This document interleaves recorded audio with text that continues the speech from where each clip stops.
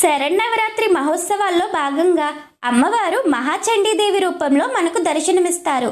ఆదిపరాశక్తి యొక్క రౌద్ర రూపమే మహాచండీదేవి. దేవతల కార్యసిద్ధి, దుష్ట శిక్షణ, శిష్ట రక్షణ కోసం మహాలక్ష్మి, మహాకాళి, మహాసరస్వతుల త్రిశక్తి స్వరూపిణిగా శ్రీ మహాచండీ అమ్మవారు ఉద్భవించారు. ఆమెలో అందరూ దేవతల కొలువై ఉంటారు. అందుకే శ్రీ మహాచండీ దేవిని ప్రార్థిస్తే సకల దేవతలను ప్రార్థించినట్లేనంటారు పెద్దలు. శ్రీ మహాచండీ అనుగ్రహం వల్ల విద్య, కీర్తి, సంపదలు లభిస్తాయి.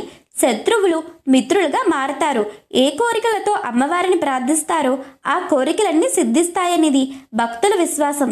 ఈరోజు అమ్మవారిని ఎరుపు రంగు వస్త్రాలతో అలంకరిస్తారు. ఎరుపు రంగు పూలతో పూజ చేస్తారు. కదంబం, చక్కెర పొంగలి నైవేద్యంగా సమర్పిస్తారు. ఈ అలంకారంలో ఉన్న అమ్మవారిని దర్శించుకుంటే మనసులో ఉన్న కోరికలు నెరవేరుతాయి. అమ్మవారి అనుగ్రహం వలన విద్య, కీర్తి, సంపదలు లభించి శత్రువులు మిత్రులుగా మారతారని భక్తుల ప్రగాఢ విశ్వాసం. పూర్వం శుంభ నిశుంభులనే రాక్షసులు ఇంద్రాది దేవతల్ని పదవీ భ్రష్టుల్ని చేసి ముల్లోకాలకు అధిపతులై దేవుముని గణాల్ని బాధించసాగారు. అప్పుడు దేవతలంతా పరాశక్తిని ప్రార్థించారు. వారి మొర ఆలకించిన దేవి శరీరం నుండి దివ్య తేజరూప లావణ్యాలతో ఒక కన్య ఉద్భవించింది. శుంభ నిశుంభుల సేవకులైన చండాముండాసురులు ఈ అపురూప లావణ్యవతి వృత్తాంతాన్ని తమ ప్రభువులకు తెలిపారు. ఆమె సౌందర్యానికి మోహించిన శుంభ నిశుంభులు తమలో ఒకరిని వరించమని ఆమె వద్దకు రాయబారం పంపారు. దానికి ఆమె వ్యతిరేకిస్తుంది.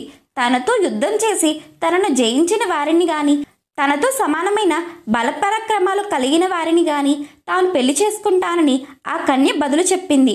ఆ మాటలు విన్న శుంభ నిశుంభులు కోపోద్రుక్తులై ఆ కన్యను పట్టిదెమ్మని తమ సేనాధిపతి ధూమ్రలోచుడిని పంపాడు.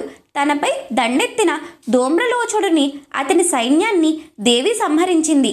ఆ రుధిరమంతా దేవి వాహనమైన సింహం త్రాగింది. అప్పుడు చండాముండాసురులు మాకు ఇది లెక్క కాదని అమ్మవారి దగ్గరికి వెళతారు. అప్పుడు అమ్మవారు ఎర్రని రక్తవర్ణంలోకి మారిపోతారు. భయంకరమైన రూపాన్ని అమ్మవారు ధరిస్తారు.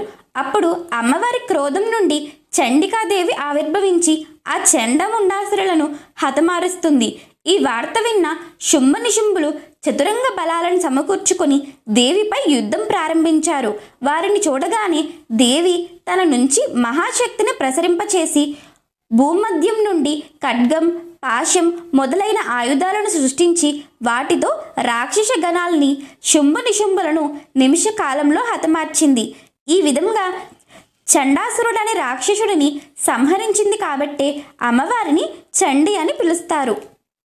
చండికాదేవికి సంబంధించి ప్రముఖంగా మరొక కథ ప్రచారంలో ఉంది. రాక్షసులకు మహిషాసురుడు, దేవతలకు పురంధరుడు రాజులుగా ఉన్నారు. ఇద్దరి మధ్య ఉన్న వైరం తారాస్థాయికి చేరి ఘోర యుద్ధం ఆరంభమైంది.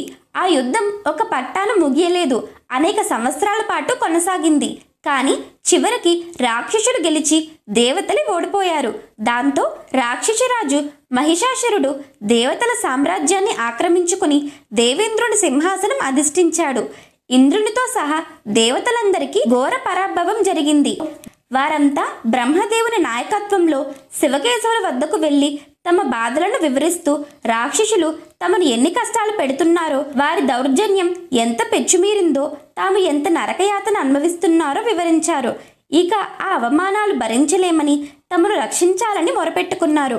దేవతలు చెప్పిందంతా వినేసరికి శివకేశవులకు విపరీతమైన ఆగ్రహం వచ్చింది. వారి క్రోధం ఆలోచనల వెల్లువైంది. మహిషాసురుని హతమార్చడానికి ఒక మూర్తిని సృష్టించాలి అనుకున్నారు. ప్రతిఫలంగా చండికా రూపకల్పన జరిగింది. చండికను కల్పించాలి అనే ఆలోచనకు అంకురార్పణ జరగడం ఆలస్యం. త్రిమూర్తుల ముఖాల నుండి 3 మహాతేజోపుంజాలు బహిర్గతమయ్యాయి. ఆ 3 తేజస్సులు కళ్ళు మిరుమిట్లు గొలిపేంత బ్రహ్మాండంగా ఉన్నాయి. చండికా రూపకల్పన సమయంలో మహేంద్రుడు మొదలైన వారి దేహాల నుండి ఒక దివ్య తేజస్సు వెలువడింది. తర్వాత దేవతలందరి శరీరాల నుండి కూడా తేజస్సు రాసులుగా బహిర్గతమైంది.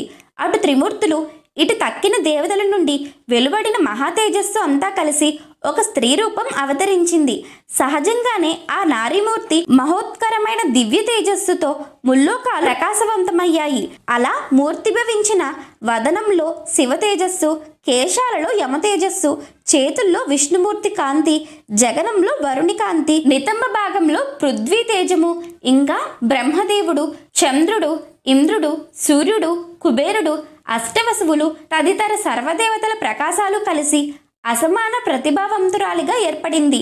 ఆ దివ్య రూపమే చండిక. ఈ విధంగా అమ్మవారు ఆవిర్భవించి రాక్షస సంహారం చేశారు.